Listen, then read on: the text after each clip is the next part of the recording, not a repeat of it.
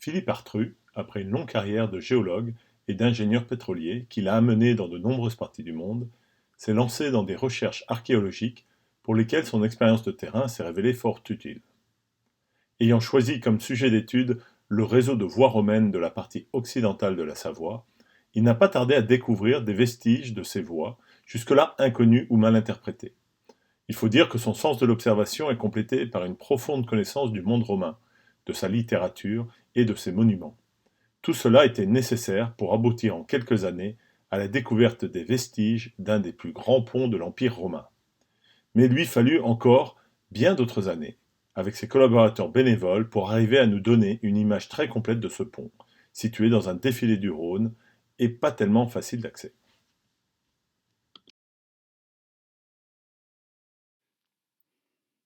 Le pont romain de Pierre-Châtel, et en particulier nouvelles recherches de 2011 à 2021.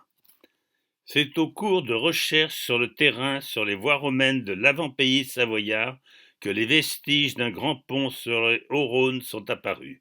Des éléments probants ont été rassemblés avec l'aide de la CNR qui ont donné lieu à plusieurs publications en 2011 et 2013, entre autres dans les actes du Congrès du Pont du Gard, publié par la Revue archéologique de Narbonnaise, mais aussi dans le bulletin de la Société archéologique, historique et littéraire de Lyon.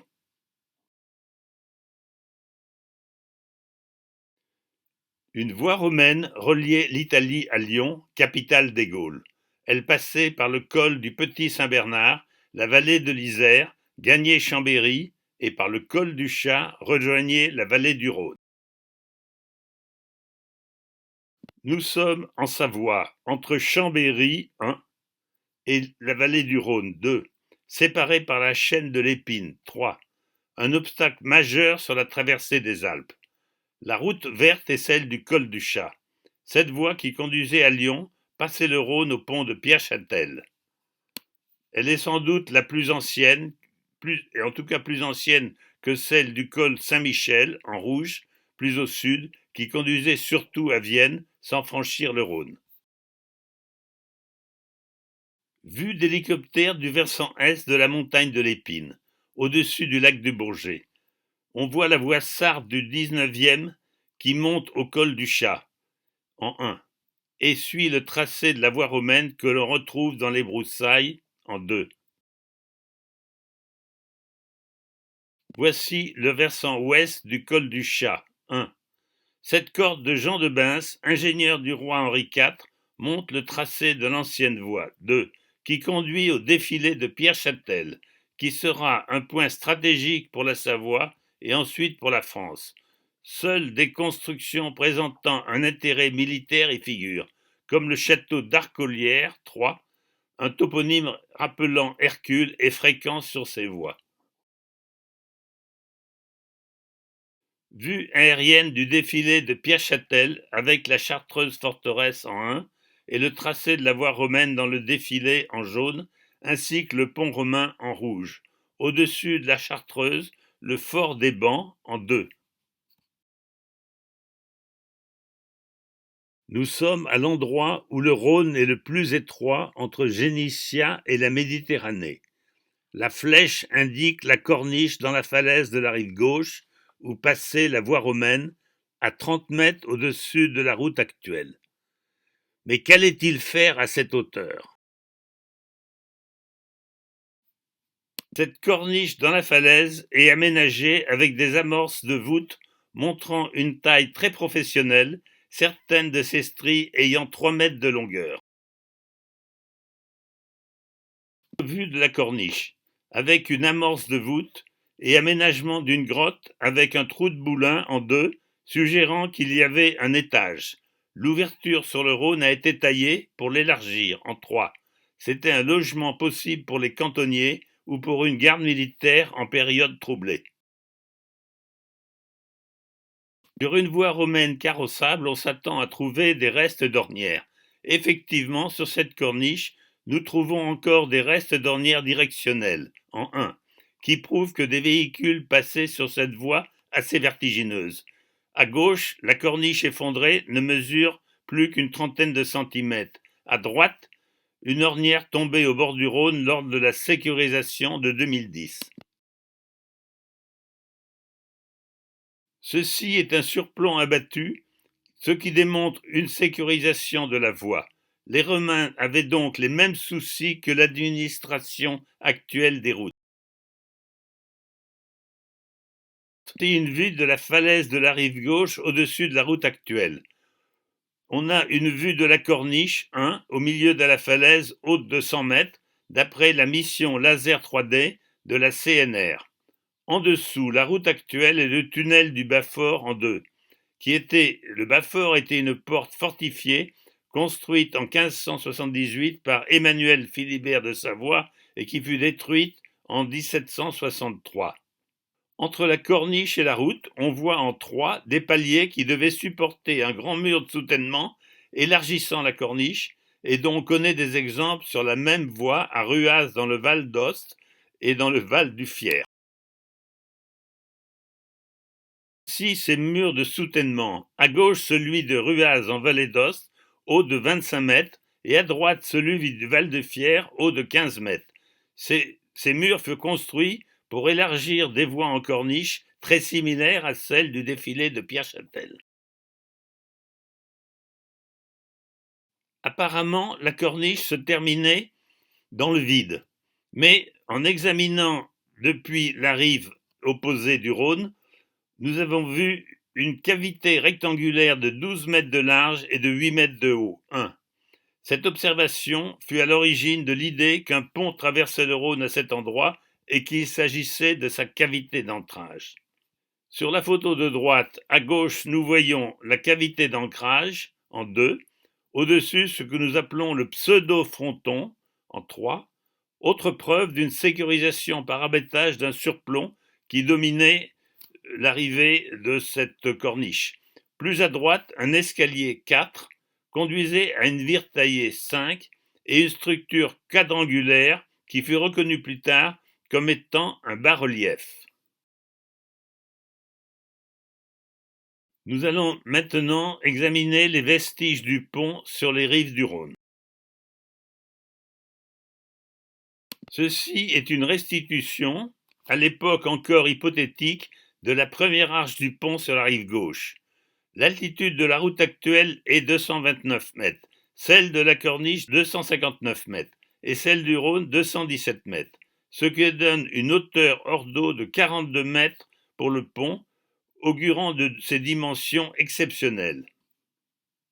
On voit à droite du tunnel en contrebas l'ancienne route 1, qui fut la voie romaine passant sous la première arche, 2, qui devait avoir 10 à 12 mètres d'ouverture compte tenu de la hauteur de la cavité d'ancrage. On est près de la sortie ouest du défilé au débouché de la plaine de la Balme. 3. Qu'en était-il de la rive droite? Dans une vraie jungle difficile d'accès, nous avons pu trouver sous les arbres et les buissons une saignée de 12 mètres de large restituée en 1. Elle se termine à l'altitude de 259 mètres par un mur de maçonnerie au niveau de la voie romaine et également au niveau de la corniche de la rive opposée. Un mur de roches taillées fermait la saignée côté aval. La saignée avait un fond plat incliné à 45 degrés, le flanc amont également taillé en 3. Ces découvertes renforçaient l'hypothèse d'un pont de grande dimension. Mais ce pont fut-il réalisé ou seulement ébauché? À cette époque, aucun bloc taillé n'avait été découvert sur les deux rives. Au pied de la saignée, des degrés taillés en 1 sont interprétés comme servant d'assises à la culée. Plus en amont, en 2, il devait supporter un mur d'aile disparu qui protégeait cette culée du pont. Ce mur d'aile faisait un angle de 40 degrés avec l'axe du pont.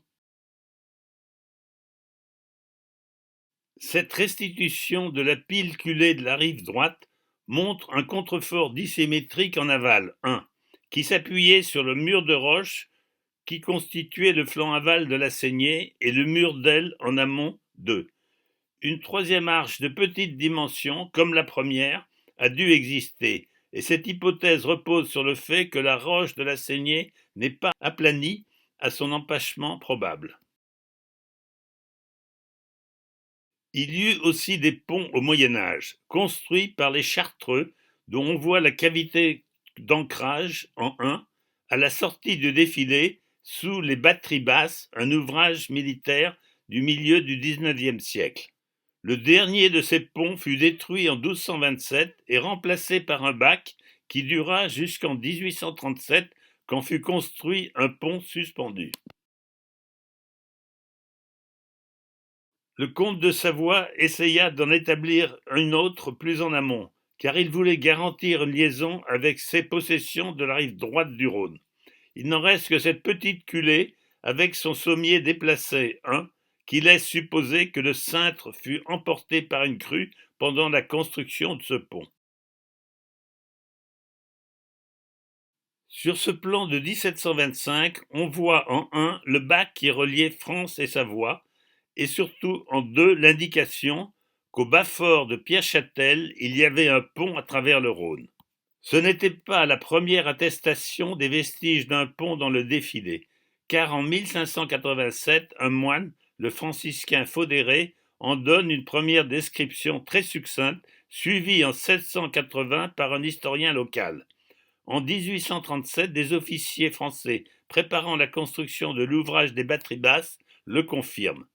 Mais avant nous, aucun travail de recherche n'avait été entrepris et l'édit même d'un pont romain faisait plutôt sourire les archéologues et les gens cultivés de la région. Nous passons maintenant à l'exploration des vestiges sous-aquatiques. Puisqu'il n'y avait aucun bloc taillé sur les rives, il fallait explorer le fond du Rhône. La CNR offre alors son aide qui fut décisive. La CNR réalisa d'abord un diagramme d'échosondage 3D, vu vers l'aval ici, sur une longueur de 300 mètres. La profondeur actuelle du Rhône est de 12 mètres au droit du pont, à 15 mètres en amont. Pas de pile possible, donc une seule arche. En effet, le fond du Rhône est composé de galets mouvants. Le courant, quand le Rhône entier passait dans le défilé, est très puissant. Il était donc pratiquement impossible, avec les techniques de l'époque, de construire une pile dans ce passage étroit. Le Rhône a 40 à 50 mètres de large, donc il fallait une arche de 30 à 40 mètres de portée. Sur ce diagramme, nous voyons en 1 un fond de galets et gravier quasi horizontal, en 2 une rive droite rectiligne, peut-être rectifiée pour faciliter l'écoulement, et en 3 la rive gauche montre des éboulements. Dans un cadre topographique mieux connu, les plongées étant désormais possibles, des bénévoles se présentent et ne tardent pas à découvrir de nombreux blocs de grands appareils au droit de la saignée, puis sur la rive gauche. Ici, nous voyons Fabrice Michaud montrer les dimensions des premiers blocs taillés. Voici ces premiers blocs. Ils font plus d'1 mètre de long. Ils sont larges de 50 à 80 cm. Ils sont exactement dans l'axe de la saignée de la rive droite et reposent sur un palier au-dessus d'un tombant vertical de 7 à 10 mètres. De nombreux autres blocs sont trouvés dans l'axe du pont rive droite et surtout rive gauche. Cet élément de corniche à talons, en 1, est typiquement romain d'après les experts. On retrouve ce même modèle de corniche à Villa Formosa au Portugal, en 2. On discerne en 3 une petite gouttière. La CNR croit désormais à la réalité de ce pont et propose une campagne de sonar latéral et de laser 3D. On voit ici leur bateau parfaitement équipé avec un géophysicien et les mariniers de l'équipe du Haut-Rhône. Nous voyons que le Rhône est lisse, mais il y a du courant. Il faut éviter de toucher les rives pour ne pas endommager le sonar latéral. Cette campagne géophysique, malgré des conditions difficiles, fut une entière réussite. Par mixage du laser 3D pour le relief émergé et du sonar latéral pour le sous-aquatique, on a fait disparaître le Rhône et précisé le cadre physique du pont. Celui-ci s'arrimait sur la rive gauche entre 2 piliers rocheux formés d'un calcaire très dur. La nappe de gravier cache les vestiges de la partie médiane de l'arche principale. Sous les graviers, il y avait sans doute un canyon profond. Vestiges construits encore en place. Nous avons vu des blocs taillés, mais aucun bloc en place. C'est sur la rive gauche, à une profondeur de 3 à 8 mètres, qu'ils furent enfin découverts. Nous voyons ici les premiers blocs en place qui sont assez spectaculaires. Ils sont en boutis, enfoncés dans un mur de béton vertical. Sur la rive gauche, ils sont les restes du parement d'un mur d'avant-culée, entre 3 et 8 mètres de profondeur. Ces blocs montrent peu d'usure, ce qui suggère que l'effondrement partiel de falaise de 1974 a entraîné la perte de vestiges du mur d'avant-culée jusque-là préservé. Des blocs provenant surtout de la base de la culée montrent des cavités et des bossages. En 1, cavité de manipulation. En 2 et 3, possible cavité pour coin en bois. Pas de reste évident de fixation métallique du type pied d'alouette, si fréquent en France du Sud, ce qui pose un problème qui fut résolu plus tard. Cette vue panoramique des vestiges sous-aquatiques montre d'abord les diverses parties de ces vestiges. Nous avons en C la culée restituée, avec ses 12 mètres de large, et l'arche avec ses 7 mètres. PE désigne le pilier amont, P0 le pilier aval entre les deux, et en MAC le mur d'avant-culée et ses extensions. Le béton est en jaune, coiffant pilier et redans. Les blocs taillés sont en noir, les blocs en place en rouge. En vert, les blocs du soutènement écroulé de la voie du XIXe siècle, probablement lors de l'effondrement de 1974. Nous avons donc un mur d'avant-culée en avant de la culée de la rive gauche. Il jouait un rôle de protection contre l'affouillement et il renforçait l'assise de la culée elle-même. Nous voyons les restes du parement du mur d'avant-culée intact en 1, puis en 2, ce même mur disloqué, et en 3, une semelle de béton épaisse reposant sur les bancs calcaires. Elle est polie par l'abrasion.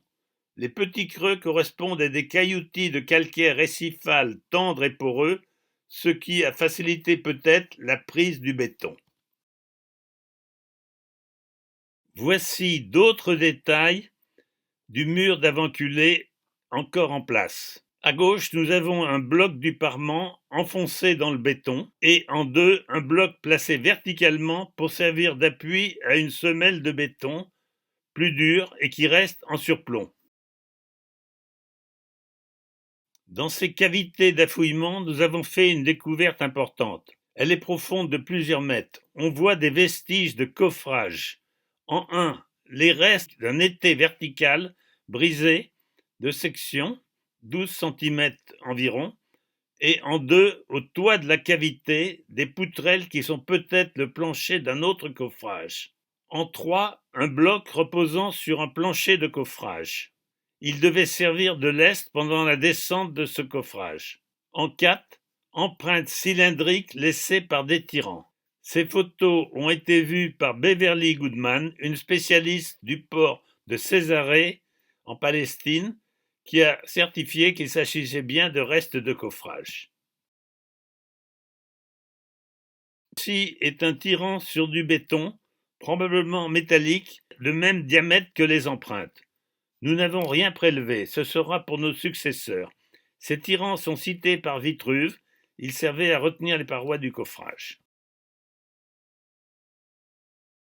L'érosion par le Rhône crée des balmes dans la falaise, c'est-à-dire des creux, en 1, et des surplombs selon que la roche calcaire soit tendre ou très dure. Avant de construire le mur d'avant-culée et ses extensions latérales, il a donc fallu rendre la paroi verticale, donc abattre ses surplombs. Les piliers rocheux portent des cannelures qui sont les stigmates d'une érosion karstique très ancienne, qui apparaît dans les canyons creusés par le Rhône, comme dans la Perthe du Rhône ou à Sobrena, quand ces cannelures n'apparaissent pas, il est possible qu'elles aient été détruites par des travaux de taille réalisés par les Romains. Ceci est la restitution hypothétique de la construction du mur d'Aventculée en plusieurs phases comportant les étapes suivantes. En 1, abattage des surplombs, formation d'un palier, large pour le mur d'Aventculée et plus étroit pour les piliers rocheux amont et aval. En 2, construction du parement reposant sur ce palier. Il pouvait aussi jouer le rôle d'un bâtardeau. En 3, descente du coffrage suivi de son remplissage par du béton. En 4, remplissage des espaces encore vides entre le mur d'Aventculée et le coffrage. En 5, semelle de béton de haute qualité recouvrant la roche karstifiée sur près de 40 mètres entre les deux piliers. En 6, la culée repose sur les bancs calcaires karstifiés et enrobés de béton. Les blocs extérieurs de la culée ont des bossages et des cavités. Tentative de restitution. Nous avons maintenant les moyens de tenter une restitution du pont, mais il faut d'abord établir ses dimensions. Pour ce faire, il faut utiliser le diagramme 3D de la CNR, mixant les données du sonar en sous-aquatique et du laser pour les reliefs émergés. Commençons par la détermination de la longueur du tablier du pont par laser 3D. Elle est de 114 mètres entre le sommet de la saignée sur la rive droite et le fond de la cavité d'ancrage sur la rive gauche. Il faut noter un effet Venturi du canyon amont qui repousse les graviers vers l'aval et crée un creux en amont. Le fond du Rhône devait être 7 à 10 mètres plus bas qu'actuellement, formant encore un canyon plus profond, peut-être une perte même, quand il n'y avait pas de gravier. Sur la coupe de gauche, on voit en élévation l'arche principale en 1 et la première arche en 2. Nous avons 42 mètres de hauteur construite, émergée, et 8 mètres pour le mur d'Aventculée, immergé, ce qui donne une hauteur totale de 51 mètres avec le parapet. Ceci est comparable à la hauteur du pont du Gard ou du pont d'Alcantara en Espagne. On voit sur cette coupe la plaque de la falaise tombée en 1974. Compte tenu des éléments de terrain, en particulier la hauteur de la cavité d'ancrage, on estime la portée de cette première arche à 10 mètres. Le caractère massif de la première pile permet de lui donner le nom de pile culée. Outre sa hauteur, l'ouverture, c'est-à-dire la portée de l'arche principale, constitue le caractère le plus exceptionnel de ce pont. Sur le diagramme de droite, on voit que l'ouverture minimum déterminée par le sonar est de 36,20 mètres. Il y a une incertitude sur la portée maximum de l'arche principale, car nous ignorons le retrait de la culée par rapport au mur d'Aventculée pour la rive gauche, 3, et l'avancée exacte de la pile culée de la rive droite, 4. Nous l'estimons à 40 mètres. Dans tous les cas, ce serait un record absolu pour le monde romain. Les plus grandes arches subsistantes sont celles du pont de Saint-Martin en Val d'Aoste sur la même voie reliant l'Italie à la Gaule et du pont de Septime Sévère sur le Saint-Déré en Turquie orientale. Ces deux arches font au plus 35,5 mètres d'ouverture. Il s'agit ici du plan restitué du pont. On voit le tracé en baïonnette caractéristique, les positions des murs d'ailes en jaune et le caractère surplombant de la falaise de la rive gauche qui domine le pont d'environ 100 mètres. Cela constituera une des causes probables de l'abandon de celui-ci. Sur cette restitution en vue cavalière, nous voyons l'arrivée de la voie romaine venant du col du Chat, la rampe conduisant à la corniche, les puissants murs de soutènement. Le tablier du pont a une largeur de 12 mètres à ses extrémités et de 7 à 8 mètres pour l'arche principale. Une largeur inférieure aurait créé un risque de flambage de celle-ci. La route qui passe sous la première arche de la rive gauche conduit à Vienne. Elle contourne l'éperon du Bas-Fort. On se rend compte de l'étonnement que devait susciter cet ouvrage impressionnant.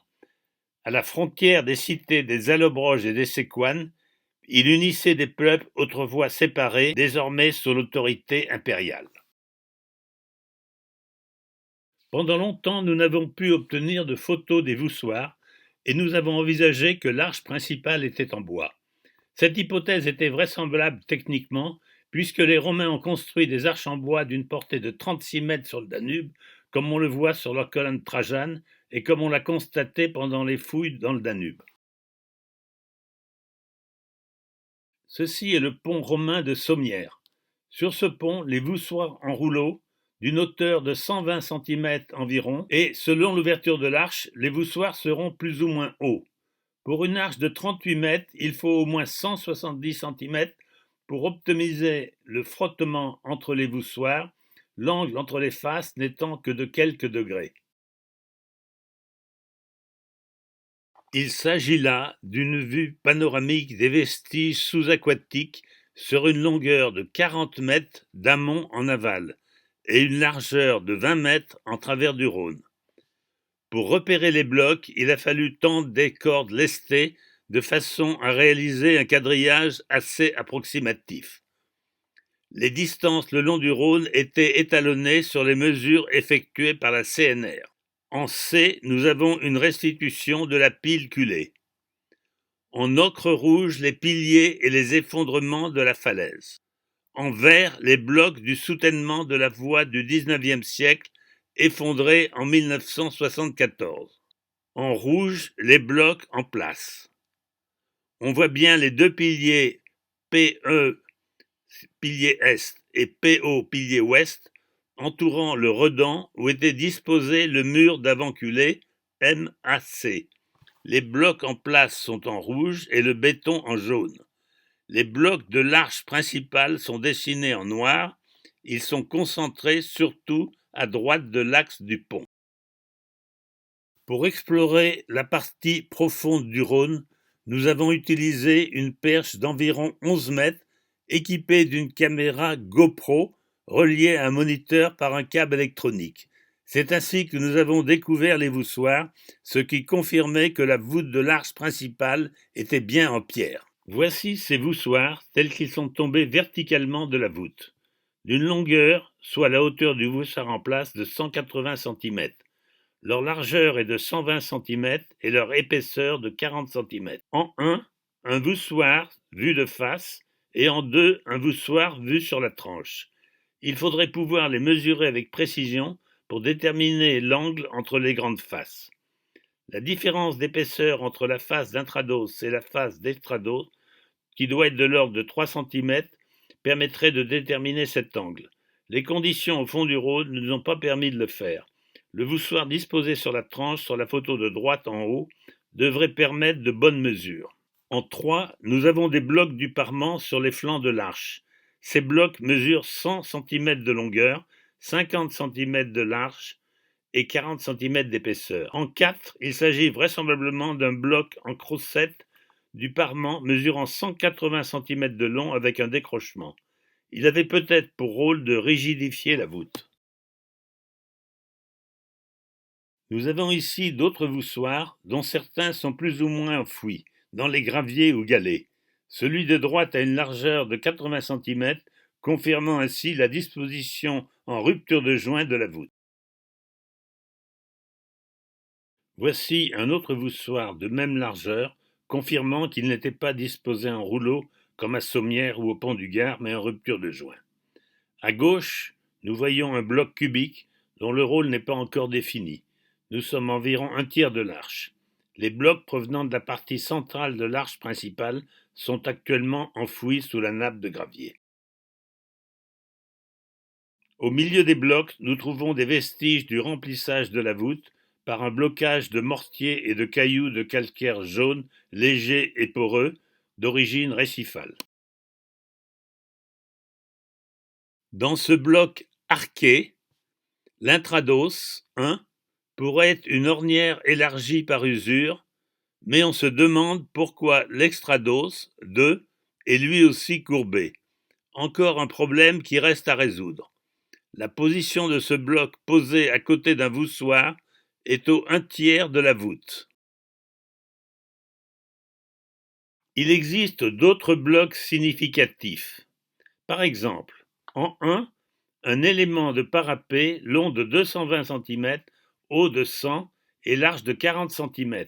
Sa surface supérieure est arrondie. En deux, nous avons un bloc géant, entre guillemets, peut-être un corbeau, destiné à supporter le cintre certainement géant ayant servi à la construction de l'arche comme au pont du Gard. Une des extrémités est plus large, sans doute pour l'encastrer dans la maçonnerie. En quatre, un petit claveau avec bossage, provenant sans doute d'un arc triomphal. Il correspond en effet à une voûte de 6 à 7 mètres d'ouverture. Voici les claveaux de l'arc triomphal du pont de Martorell en Catalogne. Ces claveaux sont comparables à celui trouvé dans le Rhône, qui était situé à environ un quart de l'arche, dont près de l'extrémité de la pile culée, où devait être placé un tel arc si notre interprétation est la bonne. Voici de grands ponts romains comparables à celui de Piachâtel. En premier, le pont d'Alcantara sur le Tage. Sa hauteur est la même et il dispose d'un arc triomphal. Sa position dans un défilé est également comparable. En 1, nous avons une comparaison avec le pont du Gard. La partie immergée de Piachâtel rétablit l'égalité des hauteurs construites. En 2, le pont Saint-Martin, en Val d'Aoste, de 35,6 mètres de portée, avec son arche surbaissée. On remarque un léger dodane. En 3, celui de Septime Sévère en Turquie orientale, 35 mètres de portée, arche surbaissée et aussi léger dodane. La faible hauteur de ces ponts a permis d'étayer le cintre sur le fond de la rivière pendant la construction, ce qui a permis cet abaissement de la voûte. La voûte du pont de Pierre-Châtel devait être cylindrique, car cet appui n'était pas possible en raison de la profondeur du Rhône. En 4, le grand pont d'Auguste à Narny, sur la Via Flaminia, un des rares ponts cités dans la littérature par le poète Martial en particulier. Sa position dans un défilé et non dans la plaine toute proche, où est situé le pont du Moyen-Âge, est similaire à celle du pont de Pierre-Châtel. D'où venaient les matériaux du pont? Nous donnons d'abord la coupe géologique est-ouest du défilé par Maurice Gidon qui a beaucoup étudié cette région. Il s'agit d'une structure anticlinale en coffre, faillée à l'ouest, de style jurassien. On distingue 3 niveaux du Jurassique, le quai méridien inférieur sur lequel repose la base du pont, le quai méridien supérieur récifal formant les grandes falaises du défilé, et le portlandien qui est la source des voussoirs. Enfin, le Crétacé inférieur qui a pu lui aussi fournir des pierres du pont, en particulier des culées.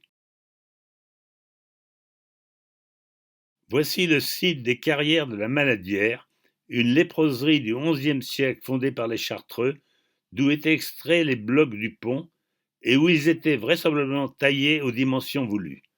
On est à la transition Jurassique-Crétacé. Cette carrière est située à 1,5 km en amont du pont, juste au-dessus de la voie romaine qui est ici en jaune. Le Rhône permettait de transporter facilement les blocs finis jusqu'au site du pont. Au milieu du site des carrières romaines qui restent à explorer, on voit ici les bancs calcaires très durs et très denses exploités dans une petite carrière du XIXe siècle. Leur épaisseur variable et leur litage parfait permettaient de s'adapter aux exigences de la construction du pont. Dans cette petite carrière, on trouve des blocs romains rejetés, montrant des emboîtures parfaitement trapézoïdales d'extraction, typiques du Haut-Empire selon divers auteurs. Elles furent taillées au mortaisoir avec une épaisseur de l'ordre de 2 cm. Un sarcophage abandonné gît lui aussi dans cette zone de carrière. Ces niveaux très constants de calcaire micritique recristallisé sont encore exploités à Hauteville dans le nord du Budget à une trentaine de kilomètres. Leur résistance à la compression atteint 190 MPa, soit près de 2 tonnes au centimètre carré. On ne peut y percer des trous avec une masse et une broche, d'où la quasi-absence de cavité sur les pierres du pont, sous réserve d'investigations plus poussées. La porosité est entre 0,4 et 0,02, la densité de 2,6 à 2,8 à cause de la présence de dolomie, d'où une forte résistance aux agents atmosphériques. Nous avons déjà signalé la présence d'une structure au-dessus de l'extrémité sud du pont qui s'est avérée être un bas-relief très endommagé. Sur cette photo de la rive gauche figure au-dessus de la cavité d'ancrage en 1 un escalier en 2 qui joignait le tablier du pont à une vire horizontale en 3. Au-dessus, une structure quadrangulaire dont le côté droit est coupé en biseau en 4. Cette structure, en 1, est ce qu'il reste d'un bas-relief très endommagé que nous avons sauvé de la destruction totale lors d'une grande opération de sécurisation de la route actuelle, d'où la présence de câbles. En 2, nous mettons l'interprétation que nous donnons des vestiges de ce bas-relief. Un personnage portant les attributs d'un chef militaire de haut rang, paludamentum, regarde un pont à 2 arches. Parmi les éléments identifiables, on peut signaler la mâchoire puissante, le menton, l'oreille, le front, une rosace qui devait maintenir un ruban. Ce personnage ressemble beaucoup à l'Agrippa du Louvre. Agrippa a sans doute construit ce pont puisqu'il était chargé par Auguste de réaliser le réseau des grandes voies de la Gaule à partir de Lyon, ce qui impliquait une liaison permanente entre l'Italie et la capitale des Trois Gaules. En 4, la statue de l'Auguste de Prima Porta à Rome montre la même disposition pour l'avant-bras et le paludamentum. Il est difficile d'être très démonstratif avec ces photos. Nous avons l'espoir qu'avec un laser 3D monté sur un drone, on pourrait arriver à de meilleurs résultats. Sur la vire et au-dessous du bas-relief, des cavités ont dû servir à entrer un échafaudage dont nous tentons ici une restitution hypothétique. Sur le flanc aval du pilier ouest, donc nettement séparé du pont, nous avons trouvé des vestiges qui paraissent provenir d'un temple votif érigé sur ce pilier. Sur cette vue panoramique, nous voyons le pilier ouest marqué PO. Exploré tardivement, il montre un amas de béton en jaune 1, des cavités d'affouillement et des effondrements en 2, des blocs de grands appareils parfois très allongés en 3, des tronçons de colonnes figurés en noir 4, des dalles éparpillées en aval du pilier en 5. Il existe des cavités d'affouillement profondes. Celle-ci est située à une profondeur de 3,5 mètres. Elle montre la puissance de l'érosion sur ce pilier saillant sur le Rhône. Ce pilier est très fracturé, comme le montre en 1 cette fracture affectant une masse de béton coiffant le pilier. Sur son flanc aval, nous avons de nombreux blocs quadrangulaires ou allongés en 2 et des tronçons de colonnes en 3. Un banc dur horizontal du pilier est brisé en 4 et l'on voit un trou de fixation d'un tenon qui devait solidariser un soutènement en 5. Tout indique qu'un monument s'élevait sur ce pilier. L'effondrement des affouillements combiné aux fractures verticales constatées a entraîné sa ruine.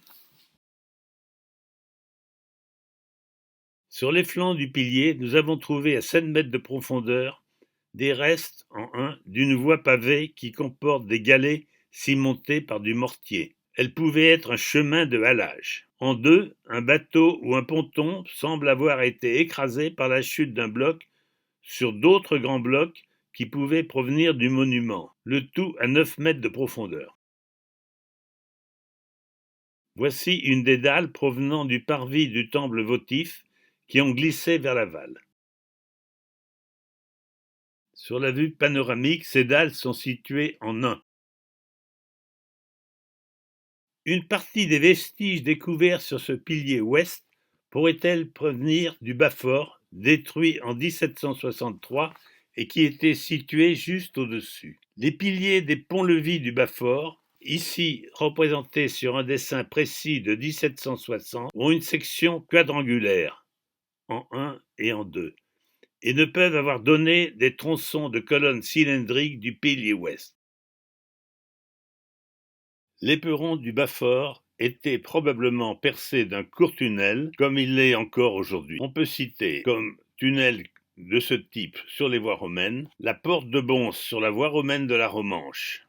En 1. La Gola del Furlo dans les Apennins sur la Via Flaminia. En 2. La porte de Donaz dans le Val d'Aoste. 3. L'effondrement du pilier ouest, qui a ruiné ce probable temple votif, a entraîné des fissures ouvertes comme celle-ci. Le tunnel devait être immédiatement à gauche du personnage. Nous avons tenté une restitution hypothétique du temple votif en aval du pont, en 1, avec ses colonnes et son parvis d'allées. On distingue en 2 le possible tunnel romain et la trace rouge du tunnel actuel en 3. Entre les deux tunnels, la fracture ouverte en 4 et la trace de la voie contournant encore l'éperon. Ici la vue cavalière, complétée par le possible tunnel, le temple votif sur l'éperon du bas-fort et l'arc triomphal sur le tablier du pont près de son extrémité sud. Cette restitution est encore très hypothétique et beaucoup d'autres recherches seront nécessaires pour la préciser. Et le Rhône, qui a dévoilé quelques-uns de ses secrets, continue de couler imperturbable dans ce défilé. Il en recèle certainement d'autres que d'autres archéologues découvriront avec les mêmes émotions que j'ai éprouvées durant ces 15 années de recherche. Merci de votre attention.